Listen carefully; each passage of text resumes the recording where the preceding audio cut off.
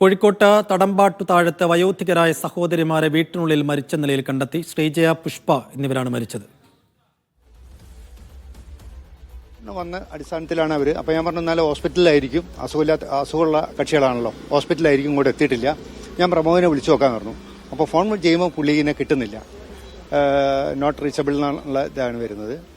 അപ്പോൾ പിന്നെ കുറേ സമയം കൂടി ഇവിടെ വെയിറ്റ് ചെയ്തപ്പോൾ ആസ്പത്രിയിൽ നിന്ന് വിവരം കിട്ടിയതിന് ശേഷം മൂവ് ചെയ്യാന്നുള്ള നിലയ്ക്ക് ഇവിടെ ഇരിക്കുകയായിരുന്നു.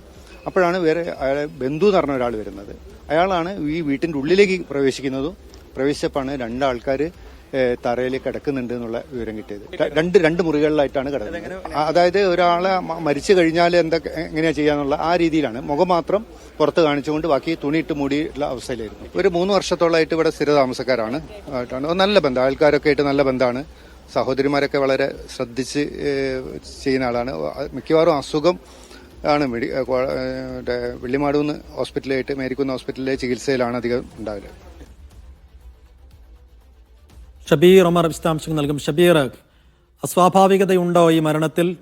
എന്താണ് നാട്ടുകാരും ബന്ധുക്കളും ഒക്കെ പറയുന്നത്? സൈഫുദ്ദീൻ, തീർച്ചയായും അസ്വാഭാവികമായ മരണമാണ് കോഴിക്കോട് തടമ്പാട്ട് താഴത്ത് ഇപ്പോൾ പോലീസിന് ലഭിച്ച വിവരത്തിന്റെ അടിസ്ഥാനത്തിൽ മനസ്സിലാക്കുന്നത്. അതായത് ഇപ്പോൾ ഈ കാണുന്ന ഈ വീട്ടിൽ കഴിഞ്ഞ 3 വർഷമായി വാടകയ്ക്ക് താമസിക്കുന്ന 2 പേരാണ്, സഹോദരിമാരായ വയോധികരായ സഹോദരിമാരാണ് മരിച്ചത്. കഴിഞ്ഞ 3 വർഷമായി അവർ ഈ വീട്ടിൽ വാടകയ്ക്ക് താമസിക്കുന്നുണ്ട് എന്നാണ് അയൽവാസികൾ പറയുന്നത്. അവരോടൊപ്പം ഇളയ സഹോദരൻ പ്രമോദ് എന്ന പേരായ ഇളയ സഹോദരനും ഈ വീട്ടിൽ താമസിക്കുന്നുണ്ടായിരുന്നു. 2 പേരും അസുഖബാധിതരായിരുന്നു, പലവിധ അസുഖങ്ങളാൽ ബുദ്ധിമുട്ടുന്നവരായിരുന്നു, പ്രായാധിക്യം കൊണ്ടുള്ള അസുഖങ്ങളും മറ്റും ഉള്ളവരായിരുന്നു, സ്ഥിരം ചികിത്സ തേടിയിരുന്നവരുമാണ് എന്നാണ് അയൽവാസികൾ പറയുന്നത്.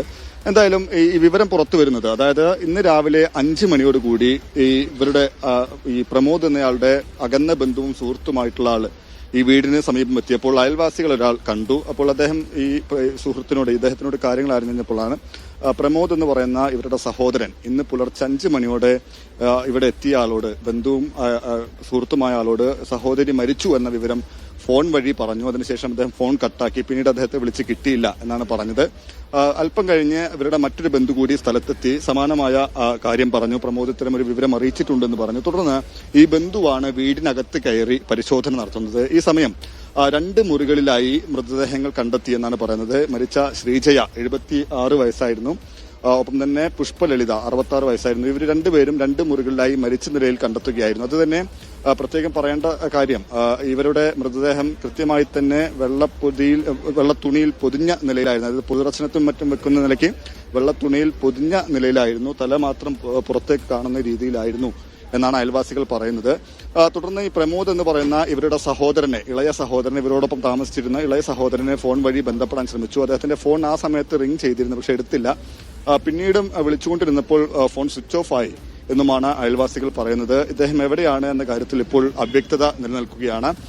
പോലീസ് ഇദ്ദേഹത്തെ കണ്ടെത്താനുള്ള പരിശോധനയും ഊർജിതമാക്കിയിട്ടുണ്ട്. ഇദ്ദേഹത്തിന്റെ ടവർ ലൊക്കേഷൻ അനുസരിച്ച് ഏറ്റവും ഒടുവിൽ ഫറോക്ക് ഭാഗത്ത് ഇദ്ദേഹം എത്തിയിട്ടുണ്ട് എന്നാണ് പോലീസിന് ലഭിച്ചിരിക്കുന്ന വിവരം. എന്തായാലും എന്താണ് ഈ മരണത്തിലേക്ക് നയിച്ചത്, മരണകാരണം എന്നതടക്കം സംബന്ധിച്ച് വ്യക്തത വരണമെങ്കിൽ വിശദമായ പരിശോധന ആവശ്യമാണ് എന്നാണ് പോലീസ് പറയുന്നത്. ഏതെങ്കിലും തരത്തിൽ ഏത് നിലയ്ക്കുള്ള മരണമാണ്, മറ്റെന്തെങ്കിലും പ്രശ്നങ്ങളുണ്ടോ എന്നതടക്കമുള്ള കാര്യങ്ങളിൽ വ്യക്തത വരേണ്ടതുണ്ട്. അതുമായി ബന്ധപ്പെട്ട് ചേവായൂർ പോലീസിന്റെ പരിശോധന ഇപ്പോൾ നടക്കുകയാണ്. അല്പസമയത്തിനകം തന്നെ മൃതദേഹം ഇവിടെ നിന്ന് കൊണ്ടുപോകും. പ്രാഥമികമായിട്ടുള്ള പരിശോധനയാണ് പോലീസ് നടത്തുന്നത്. അയൽവാസികൾ അടക്കമുള്ളവരിൽ നിന്ന് മൊഴിയെടുത്തിട്ടുണ്ട്. അപ്പം തന്നെ ബന്ധുക്കൾ കൂടി, ഈ മരിച്ച 2 പേരുടെയും ബന്ധുക്കൾ കൂടി സ്ഥലത്തെത്തിയിട്ടുണ്ട്. സൈഫുദ്ദീൻ.